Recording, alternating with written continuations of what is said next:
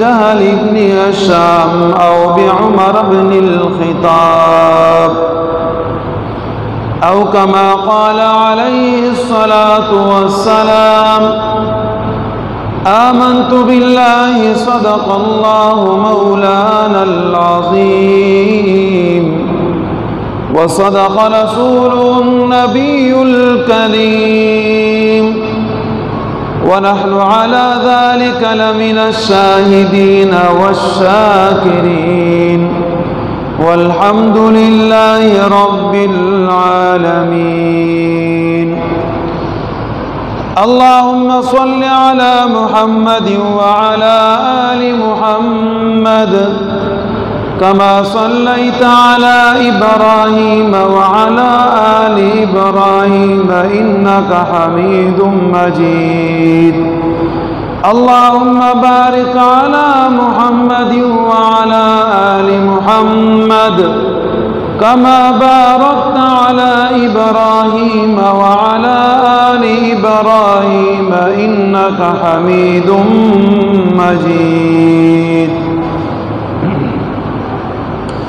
میرے محترم و مکرم پیارے بھائی دوستوں اور بزرگوں اور میری پیاری ماں اور بہنوں، عالم اسلام کی ابتدا بڑی عجیب حالت کے اندر ہوئی اور تکلیف اسلام نے مسلمانوں نے اتنی اٹھائی کہ ان تکلیفوں کا تصور اور خیال کر کے انسان کے رونگٹے کھڑے ہو جاتے ہیں کہ ایک طرف تو پیغمبر علیہ السلام رحمت للعالمین اپنے ساتھیوں سمیت لوگوں کو جہنم سے نکالنے کے لیے جنت کی طرف لے جانے کے لیے صبح اور شام محنت کر رہے تھے تاکہ کسی طریقے سے میری قوم کامیاب ہو جائے، تاکہ کسی طریقے سے میری امت کا نام اونچا ہو جائے اور جہنم میں زیادہ جانے والے میرے امت میں نہ ہو۔ ایک طرف تو پیغمبر علیہ السلام کو یہ درد لگا ہوا ہے اور دوسری طرف اس پیغمبر کے وہ امتی، اس پیغمبر کی وہ جماعت، اس پیغمبر کی وہ قوم جو اس پیغمبر کی جاں بجاں مخالفت کرتی رہی اور اتنا پیغمبر علیہ السلام کو ستایا، صحابہ کرام کو ستایا جس کی کوئی انتہا نہ رہی۔ اسلام لے کر آئے، لوگ چھپ چھپ کر مسلمان ہوتے رہے، لیکن ظاہراً کسی عمل کی گنجائش نہیں تھی، اس لیے کہ جب پیغمبر علیہ السلام ظہر اور عصر کی نماز پڑھاتے تو اس وقت یہ مشرکین سوئے نہیں بلکہ جاگے ہوتے۔ یہاں پیغمبر علیہ السلام قرآن کریم کی تلاوت کرتے اور یہ کفار مشرکین اپنے قوم اور غیر قوم والے نبی علیہ السلام کے مخالفین نبی اکرم صلی اللہ علیہ وسلم کے قرآنی آیات کا مذاق اڑایا کرتے تھے اور یہ وقت اس طریقے سے گزرتا اور بسرتا گیا یہاں تک کہ اللہ رب العزت کو رحم آیا۔ اللہ رب العزت نے فرمایا، اے پیغمبر علیہ السلام وَلَا تَجْهَرْ بِصَلَاتِكَ وَلَا تُخَافِتْ بِهَا وَابْتَغِ بَيْنَ ذَلِكَ سَبِيلًا۔ ہر ایک نماز کو آپ بلند آواز سے نہ پڑھے بلکہ کسی نماز کو آپ آہستہ قرت کے ساتھ پڑھے، کسی نماز کو بلند آواز کے ساتھ قرت کے ساتھ پڑھے۔ یہ مشرکین جس اوقات میں سوتے ہیں، فجر کا وقت ہے، مغرب کا وقت ہے، عشاء کا وقت ہے، اس میں آپ قرآن کریم کی تلاوت بآواز بلند کرتے رہے۔ اور ظہر میں عصر میں جب یہ شیاطین، جب یہ مشرکین جاگے ہوئے ہو اور آپ کے مذاق اڑانے کے لیے بیٹھے ہوتے ہیں، اس وقت آپ ظہر اور عصر کی نماز آہستہ قرت کے ساتھ پڑھتے رہے۔ آج تک لوگوں کو یہ منطق سمجھ میں نہیں آئی کہ 5 وقت کی نمازیں اللہ رب العزت نے ہمارے اوپر فرض کر رکھی ہیں، لیکن کسی نماز میں دیکھیں ہم بلند آواز سے قرات کرتے ہیں اور کسی نماز کو دیکھیں آہستہ آواز سے امام تلاوت کرتا ہے، قرات کرتا ہے۔ اس کی کیا وجہ ہے؟ اس کی وجہ یہی ہے کہ اللہ رب العزت نے ظہر اور عصر کے وقت مشرکین کے مذاق اڑانے کی بنا پر، ان کے استہزاء کے بنا پر نبی علیہ السلام کو حکم عطا فرمایا کہ آپ بآواز بلند تلاوت نہ کریں بلکہ آہستہ کریں۔ نبی علیہ السلام کا وہ عمل تھا جو آج تک چلتا ہوا آ رہا ہے، اور ہر آدمی کے لیے یہی حکم ہے کہ اگر وہ امام ہے تو اس کے لیے حکم یہی ہے کہ وہ ظہر اور عصر کی نماز میں آہستہ تلاوت کرے گا۔ مسلمانوں نے کتنی تکلیفیں اٹھائیں، یہاں تک کہ نبی علیہ السلام کے قتل کے منصوبے بنائے گئے۔ کیوں بنائے گئے؟ اس لیے کہ نبی علیہ السلام ایک اللہ رب العزت کی عبادت کا فرمایا کرتے تھے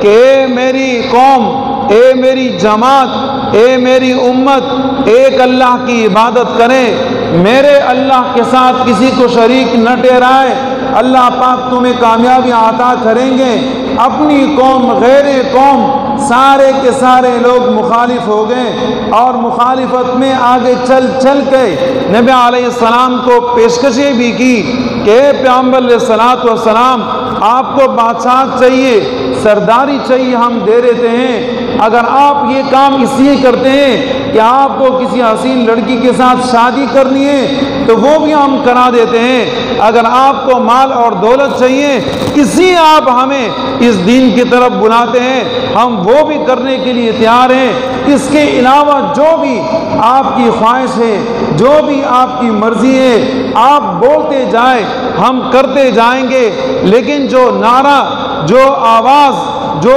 بات آپ بار بار فرما رہے ہیں کہ اپنے بتوں کو چھوڑ دو، یہ سارے کے سارے جھوٹے معبودان ہیں، ایک اللہ کی عبادت کریں، ہم اس کے لیے تیار نہیں ہیں۔ جب مجبور ہوئے اور نبی علیہ السلام نے ان کے ہر ایک آفر کو ٹکرایا تو نبی علیہ السلام کے قتل کا ارادہ بنایا، اور قتل کے ارادے کے لیے اعلان کرنے والا ابو جہل ابن ہشام تھا، اور قتل کے اوپر آمادہ ہونے والے حضرت عمر فاروق ابن خطاب کا بیٹا، امیر المؤمنین، خلیفہ دوم، اور نبی علیہ السلام کے سسر تھے کہ جو قتل کے اوپر آمادہ ہوئے۔ اعلان کرنے والے ابو جہل ابن ہشام کہ اس نبی علیہ السلام کا نعوذ باللہ اب خاتمہ ہونا چاہیے، ہماری ایک بات نہیں مانتے ہیں اور ہر بات اپنی منواتے ہیں اور ایک اللہ کی بات کرتے ہیں، لہذا جو بھی اس مکے کے اندر یا باہر سے آ کے اس پیغمبر کو قتل کرے گا، نعوذ باللہ، تو میں اپنی طرف سے 100 اونٹ انعام اس کو دوں گا۔ حضرت عمر فاروق نے جب یہ بات سنی کہ سارے لوگ مخالف ہو گئے، انہوں نے کہا کہ آج کے دن نبی علیہ السلام کا نعوذ باللہ خاتمہ ہی کر دیتے ہیں، نبی علیہ السلام کو قتل کر دیتے ہیں۔ حضرت عمر فاروق رضی اللہ تعالی عنہ نبی اکرم صلی اللہ علیہ وسلم کے قتل کے ارادے سے چل پڑے، لیکن نبی علیہ السلام سے پیغمبر علیہ السلام نے دعا کی، کعبے کی دیوار کے سامنے اپنے آپ کو رگڑا اور کعبے کی چادر کو پکڑا، اللہ پاک سے دعا کی، اے میرے اللہ، 2 عمروں میں سے کسی ایک عمر کو اسلام کی توفیق دے دے، یا ابو جہل ابن ہشام کو دے دے، یا ابن خطاب کے بیٹے حضرت عمر فاروق کو دے دے۔ اللہ رب العزت نے نبی علیہ السلام کی دعا سنی، اور دعا فوراً عمل ہوتی جا رہی تھی کہ ٹائم گزرتا گیا، حضرت عمر فاروق رضی اللہ تعالی عنہ کی کیفیت تبدیل ہوتی رہی۔ اپنے گھر سے نبی علیہ السلام کے قتل کے ارادے سے جیسے نکلے، آگے چلے، تپتی ہوئی گرمی، اس وقت حضرت نعیم ابن عبداللہ نے حضرت عمر فاروق رضی اللہ تعالی عنہ سے پوچھا، اے ابن خطاب، اس تپتی ہوئی گرمی کے اندر کہاں کا ارادہ ہے؟ حضرت عمر رضی اللہ تعالی نے فرمایا نبی علیہ الصلوۃ والسلام کے قتل کا ارادہ ہے، یہ بات ختم ہونے والی نہیں، آج ہم چاہتے ہیں کہ اس بات کو ختم کر دے۔ حضرت نعیم نے فرمایا کہ آپ اس پیغمبر علیہ السلام کو جب قتل کرو گے تو آپ کو بنو ہاشم کا پتہ ہے، کیا وہ آپ کو معاف کر دیں گے؟ بلکہ بالکل بھی آپ کو معاف نہیں کریں گے، قوموں کی لڑائیاں شروع ہو جائے گی، آپ یہ کام چھوڑ دے۔ حضرت عمر فاروق نے فرمایا لگتا ایسا ہے کہ تم بھی بے دین ہو چکے ہو، اپنا دین تم نے چھوڑ دیا۔ اس نے کہا میرے کو چھوڑیں، آپ جائیں، آپ کی بہن حضرت فاطمہ، اس کے شوہر حضرت سعید، وہ بھی مسلمان ہوئے، اس پیغمبر پر ایمان لانے والے ہیں، اور تمہاری کوئی طاقت ان کو تبدیل نہیں کر سکتی۔ حضرت عمر رضی اللہ تعالیٰ عنہ نے جب یہ بات سنی تو غصے سے لال ہوئے اور اپنی بہن حضرت فاطمہ کے گھر پہ پہنچے، دستک دی۔ حضرت سعید نے فرمایا فاطمہ لگتا یہ ہے کہ حضرت عمر رضی اللہ تعالیٰ عنہ کے ارادے کوئی تبدیل ہے، ہاتھ میں تلوار ہے، ہمارے قتل کے در پہ آ رہے ہیں۔ حضرت فاطمہ نے فرمایا دروازہ کھول دو، جس باپ اور ماں کا یہ بچہ ہے اسی باپ اور ماں کا میں بھی بچی ہوں، دیکھتے ہیں کہ کیسے ہمیں قتل کرتا ہے، دیکھتے ہیں کہ کیسے نبی علیہ السلام کے دین سے ہمیں پھراتا ہے۔ دروازہ جب حضرت سعید نے کھولا تو حضرت عمر فاروق آئے اور حضرت سعید کے اوپر لپکے اور فرمایا کہ جو آپ تلاوت کر رہے تھے وہ بتائیں۔ انہوں نے بتائے نہیں، اپنے بہنوئی کو مار مار کے وہاں نڈال کر دیا۔ حضرت فاطمہ ان کی بیوی آئی اور فرمایا عمر کیا ہو گیا ہے آپ کو کہ میرے شوہر کو تم نے مارا؟ کیا اس لیے تم ہمیں مارتے ہو کہ ہم سچے دین کو اختیار کرنے والے ہیں؟ عمر نے فرمایا اے میری بہن، یا تو آپ کو پیغمبر لینا ہوگا، اس کے دین کو لینا ہوگا، یا آپ نے آج حضرت عمر ابن خطاب کا حصہ لینا ہوگا، یا میرے کو بھائی بناؤ، یا میری بھائی پن کو چھوڑ کے نبی علیہ الصلوۃ والسلام کے دین کو اختیار کرو۔ حضرت فاطمہ نے فرمایا تمہارے جیسے لاکھوں بھائی نبی علیہ السلام کے دین پر قربان، اس پیغمبر کا دین میں چھوڑنے کے لیے تیار نہیں۔ تو اس نے اپنی بہن کو بھی مارا، اور جب مارا تو بعد میں سوچنے لگے،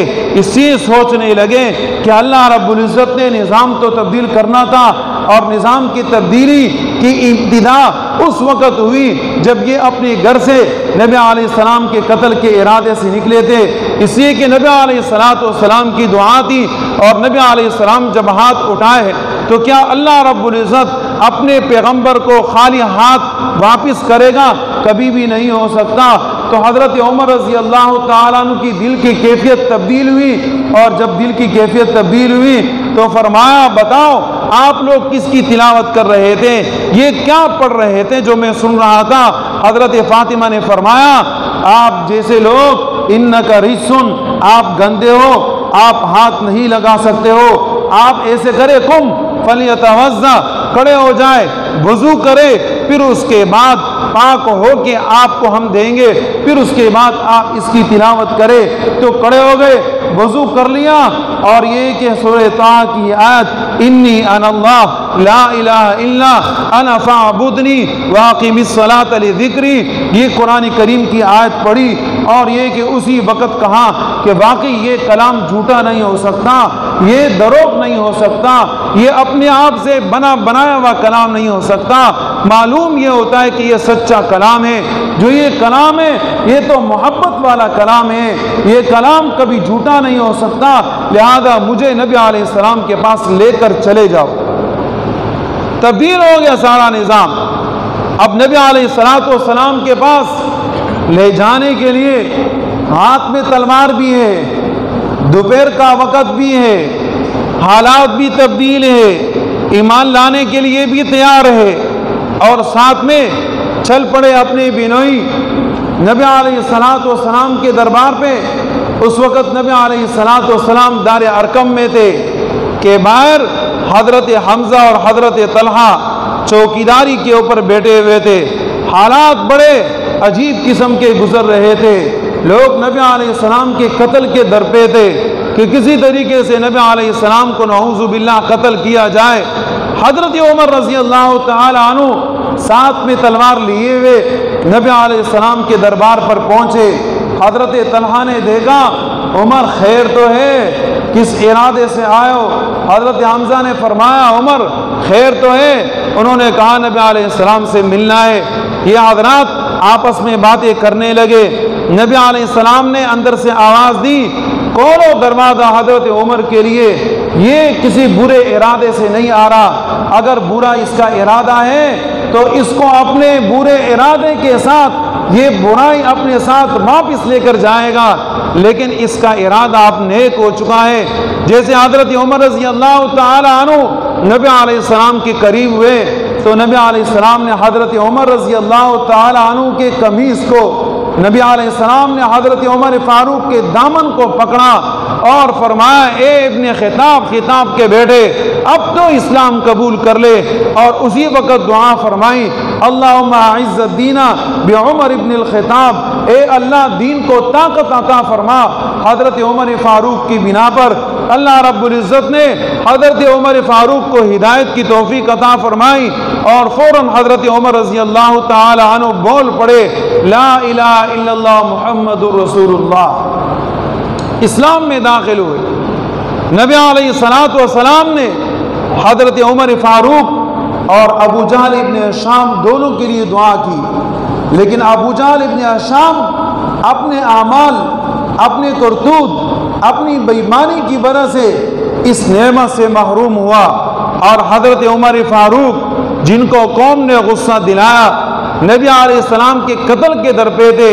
لیکن شخصیت سچے تھے، اللہ رب العزت نے ان کو ایمان کی توفیق دی۔ اسی ہم کہتے ہیں کہ فیصلے زمین کے اوپر نہیں ہوتے ہیں، یہ فیصلے آسمان پر ہوتے ہیں۔ وہ عمر فاروق جب اسلام کے اندر داخل ہوئے تو اسی وقت اعلان کر دیا اے میرے پیغمبر، عمر جب اسلام قبول کر چکا ہے اب ہم چھپ کے نماز کیوں پڑھیں گے، اب چھپ کر اذانیں کیوں دی جائے گی؟ اب حضرت بلال رضی اللہ تعالیٰ عنہ کو فرمائیے کہ کعبے کے چھت کے اوپر چڑھ کے زور آواز سے، بلند آواز سے آذان دے دے۔ حضرت بلال رضی اللہ تعالی عنہ نے جب آذان دی سارے مکے والے پریشان ہو گئے، حیران ہو گئے کہ وہ عمر جو نبی علیہ السلام کا پکا دشمن تھا وہ اسلام لے کر آیا، اب تو ہماری کوئی خیر نہیں، اس پیغمبر کے ساتھی تو بڑھ رہے ہیں۔ اس لیے کہ نبی علیہ السلام نے دعا کی تھی اور نبی علیہ السلام کی دعا وہ کبھی رد نہیں ہوتی۔ جب پیغمبر نے اس کے لیے دعا کی تو معاملہ ہمیں سمجھ میں آ گیا، اب ہماری صرف ناکامی کامیابی کی طرف کبھی جا نہیں سکتے۔ یہ پیغمبر جب کسی کے لیے دعا کرتا ہے اس کا بیڑا پار ہو جاتا ہے۔ حضرت ابو ہریرہ رضی اللہ تعالی عنہ آئے اور نبی علیہ السلام کے سامنے بیٹھ گئے، فرمایا اے نبی علیہ السلام مجھے ماں نے مارا ہے۔ نبی علیہ السلام نے فرمایا بیٹا ماں اور آپ کا معاملہ ہے، ماں نے آپ کو مارا ہے میں کیا کر سکتا ہوں؟ حضرت ابو ہریرہ رضی اللہ تعالی نے فرمایا میں اس بات کے لیے آیا ہوں کہ میرے پیارے پیغمبر آپ میری ماں کے لیے دعا کرے کہ ان کو ایمان کی توفیق ہو جائے، میں ایمان لے کر آیا اس لیے وہ مجھے مارتی ہے۔ نبی علیہ السلام نے ہاتھ دعا کے لیے اٹھائے۔ حضرت ابو ہریرہ رضی اللہ تعالی عنہ نے نبی علیہ السلام کی جب ہاتھ کو دیکھا وہاں سے بھاگ کے اپنی ماں کی طرف چلے گئے۔ راستے میں کسی نے پکڑا، حضرت ابو ہریرہ کہاں جا رہے ہو؟ حضرت ابو ہریرہ نے فرمایا میں دیکھتا ہوں کہ میں اپنے گھر پہلے پہنچتا ہوں یا میرے پیغمبر کی دعا پہلے پہنچتی ہے۔ جب حضرت ابو ہریرہ رضی اللہ تعالی عنہ اپنے گھر پہنچ گئے تو ماں نے بڑے عجیب انداز سے اندر سے آواز دی، فرمایا کہ بیٹے انتظار کرے۔ آپ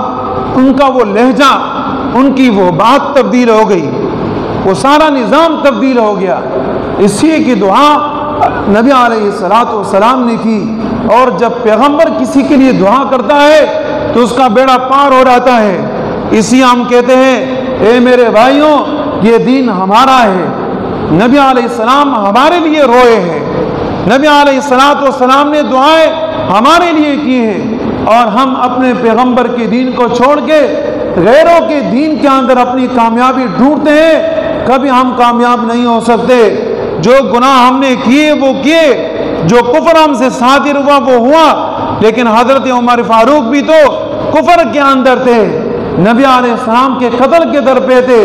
لیکن جب اللہ نے ان کا نظام تبدیل کر لیا تو عمر فاروق بن گئے۔ آج دنیا بھر میں اگر کوئی کافر کسی مسلمان کی مثال دیتا ہے تو حضرت عمر فاروق کی دیتا ہے۔ آپ کی ہندوستان کے اندر جو ہمیشہ ہندوستان کے اوپر حکمرانی کرنے والے تھے، وہ جب اپنے قانون کے اندر لکھتے ہیں تو کہتے ہیں مجھے تو یہ بات لکھنا نہیں چاہیے، لیکن میں مجبور ہوں اس بات پر کہ جو نظام عمر فاروق نے چلایا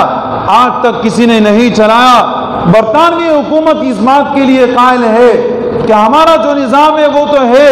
لیکن جو نظام عمر فاروق کا تھا اس نظام کے سامنے کسی ماں کا بچہ بھی اپنا پر نہیں مار سکتا۔